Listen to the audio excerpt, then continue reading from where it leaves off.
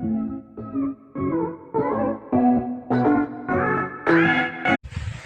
everybody, welcome again. It is your girl Olivia and welcome to my channel Meet Olivia. This video was requested by one of my followers.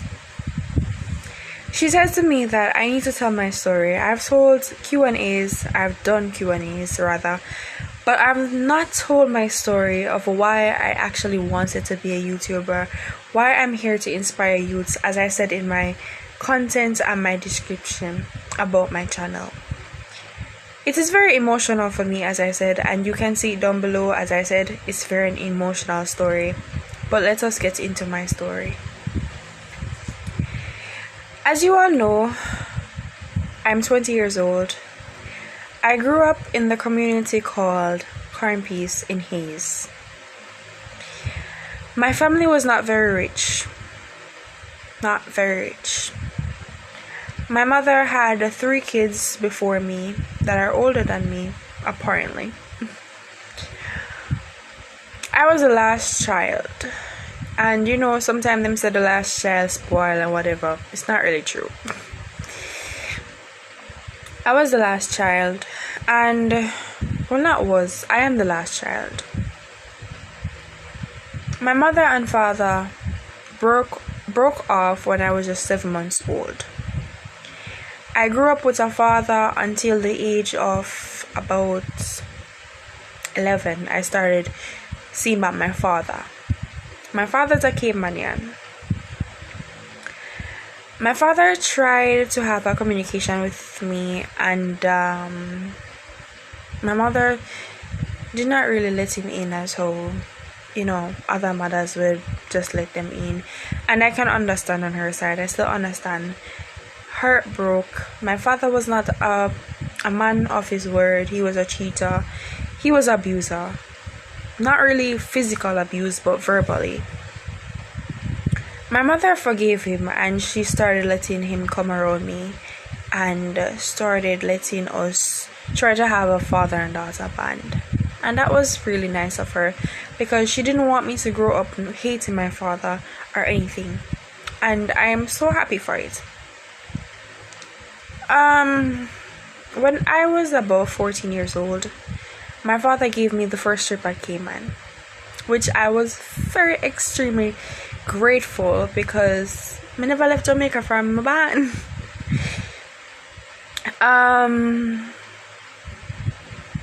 At that time, I was going to Garvey Maceo. I loved Garvey Maceo. Garvey Maceo was my school. It was my dream school, because I looked up to one of my sisters. Her name is Carrie Ann, and she went to that school, and my stepmother went to that school. And I have other classmates or other schoolmates that I've seen that went to like different schools. Well, yeah, different schools that actually, came. And I just wanted to go to Garvey Maceo. Garvey Maceo was it was like my life school. I was going to Garvey Maceo. I took my first trip, as I said before, with my father. And I loved Cayman. Cayman was a beautiful place. It was very small, but it was very beautiful, and it was a change of environment for me. I came back at the age of 15. I left Garvey Maceo and I went to a new school. It was called Portside. I moved to Manchester, and moving to Manchester was like a wreck of my life. I did not want to move. I didn't know what to expect. I didn't want to have new friends or anything, so it literally broke me emotionally. I had to go to new churches, try to see which church I actually fit in, try to have friends. I went to a church called Emmanuel Open Bible, and that has been my church for 7 years. I love that church. I became a Christian at that church, and my life has been up and down. Now, this is a part of my story where it gets tricky. So let me scroll down to 15. 15 years old, I was going to Porsai. My dad and I had a good communication. We talked like every second of the day, and it was just nice for me knowing my dad, and getting an opportunity to know him as who he is. And I learned a lot of things. As you know, your father can teach you a lot of things about a guy. You're a girl, so it teaches you how to know that a guy should treat you, how you should respect yourself when you're with a guy or whatever. He treated me as a darling, and I hope someone will treat me like how my dad treats me. Even now, at the age of now that I am, my dad treats me like a little princess, and I am absolutely happy that I had him from my dad. Back to the story. I hated Porsai. I really hated Porsai. I could not fit in. I could not find anybody that I could call my friend. But at the end of the day, I had little friends. But they were not friends that I knew that they were not friends that I would have even when I left school. I knew it in myself. Nobody had to tell me. Nobody had to say, Olivia, yes, you're going to have them, because I knew in myself that they were just there for a period of time. Now, when I became 16 years old, and this is where my life got tricky, I got sick. I got a heart disease. Well, I had it from long, but it didn't affect me. And this heart disease, it lets me breathe funny, and it gives me a lot of chest pain. It feels like something sticks me. So it feels like a little needle sticking you in your heart, like juking you rapidly, not stopping at all, just rapidly. And I suffered with it for a long time. But as a teenager, life still goes on. You still have to go to school. You still have to live a normal life, whether you're sick or anything, because some schools, they don't even sympathize with you. You have to just take your meds and just go to school. Not every day I went to school because of my sickness. Some days I had to stay home. Some days I had to stay in the hospital. Some days I had to call hospital my home. I missed a lot of exams. A lot of things I missed because sickness. Many persons did not know why I left Garvey Masia, but I left Garvey Masia because I developed a sickness. And this is the sickness. And I did not want to feel as if I was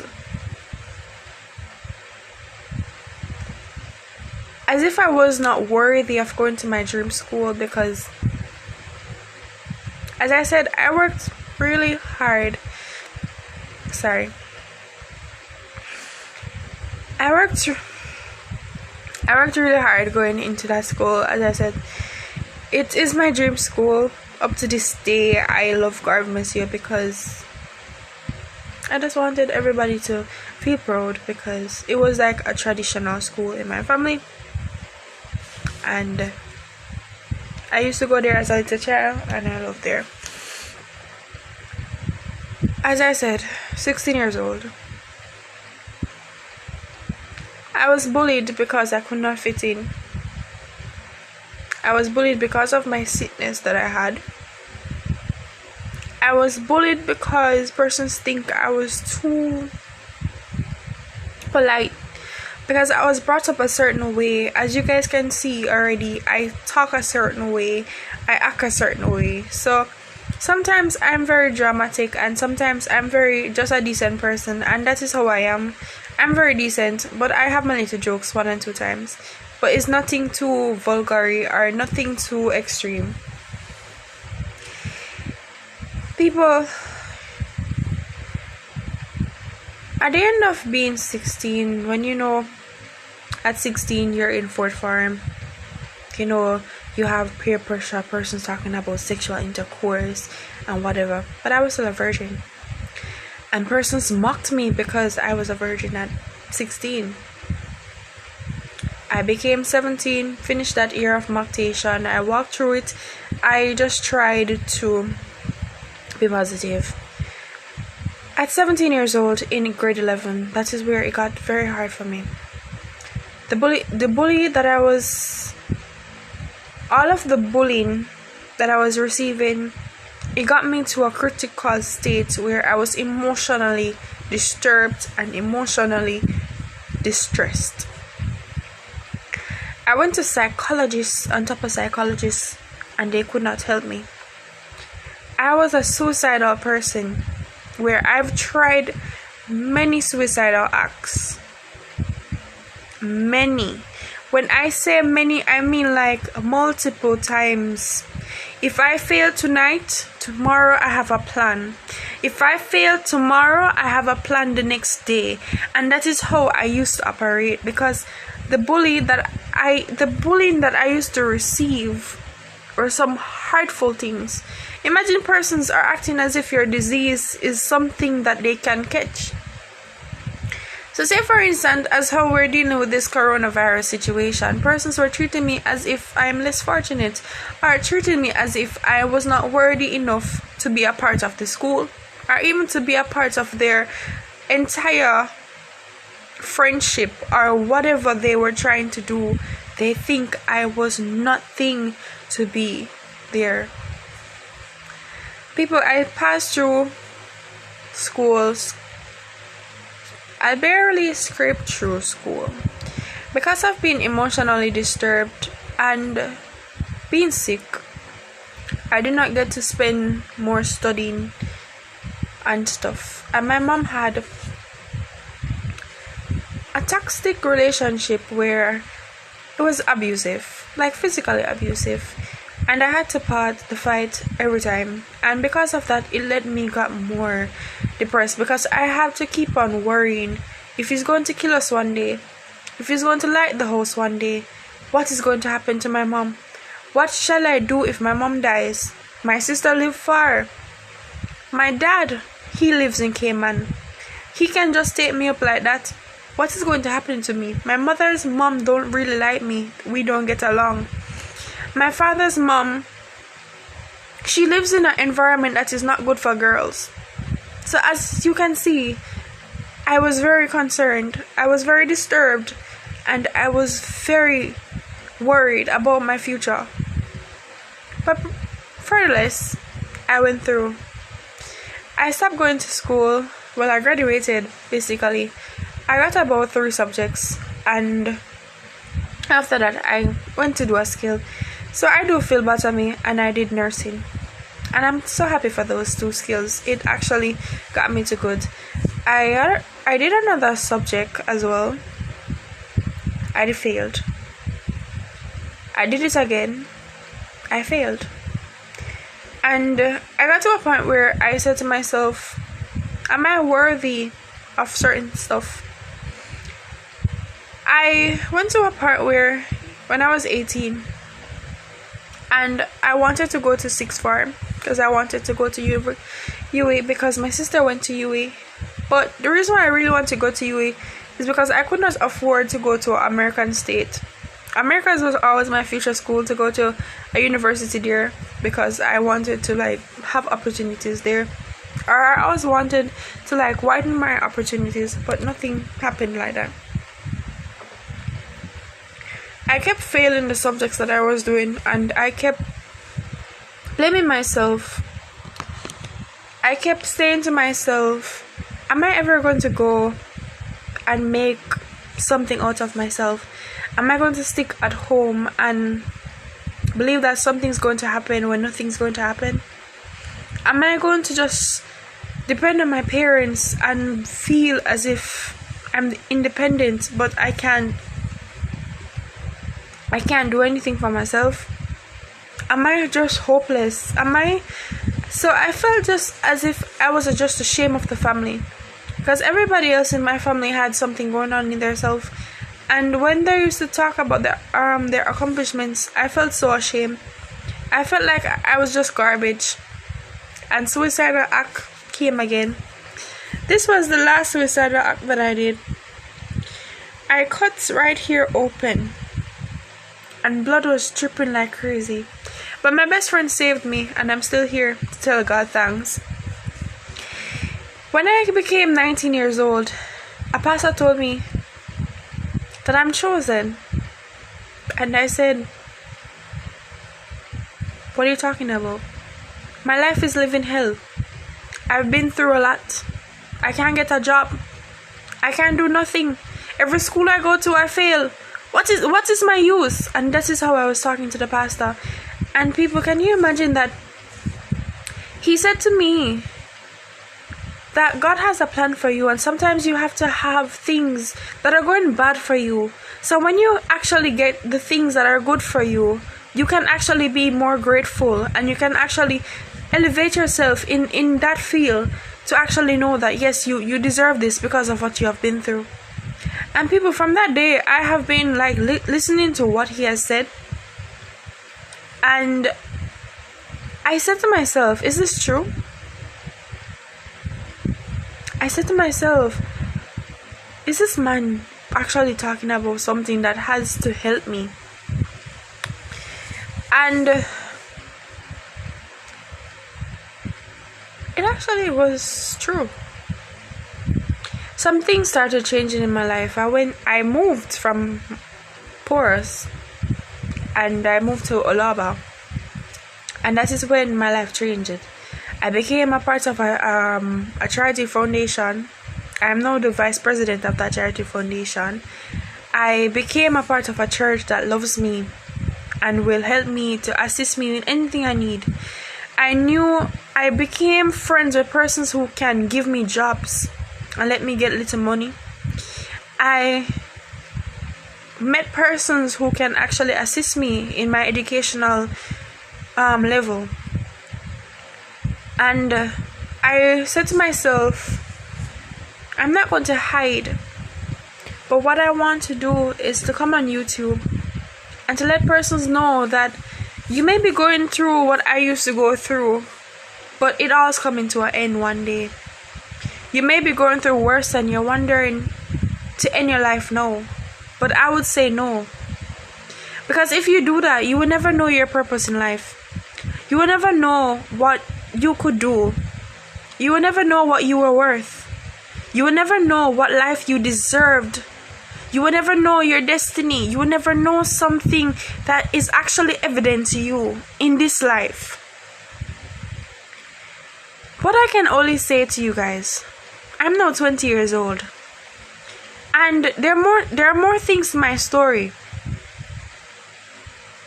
I've been rejected by family many times. I've been rejected by my dad after he made communication with me and bond with me. And the reason why I was rejected because he said I was dumb.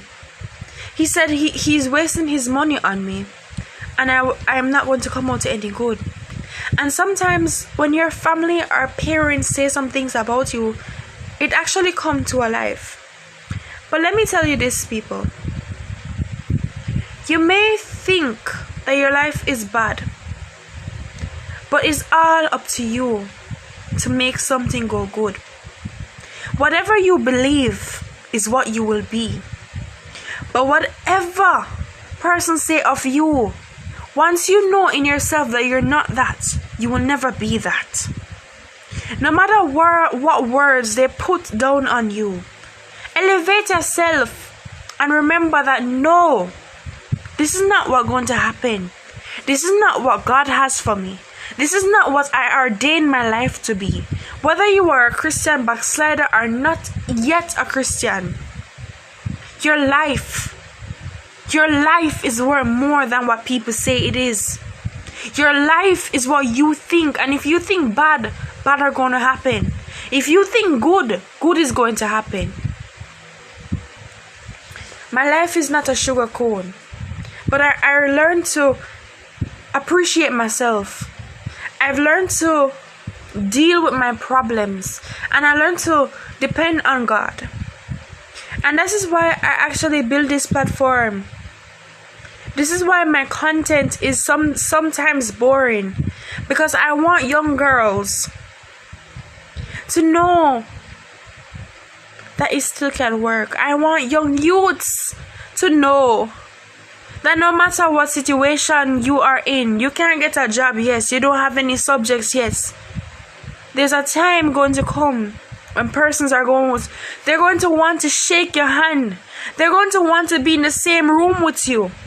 And you're going to wonder what is happening. But it's all of the plan of God. Because He has our purpose.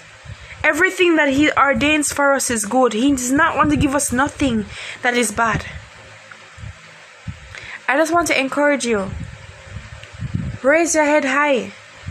Think of the sky and reach for it, because the sky is the limit. You can do it. I tried to do it. I am doing it now. I am fixing my life in the pieces that God wanted to be. And without person's mouths, I'm still going to rise. With person's mouth, I'm still going to rise. Have a blessed day, people. And I hope you enjoyed this video. I hope you enjoyed my story. I hope you understand where I'm coming from. And I hope you don't judge me and think I'm looking any pity. But I'm just trying to help you. Please like, subscribe, share, turn on the notification bell, and come again. I love you all. Bless up.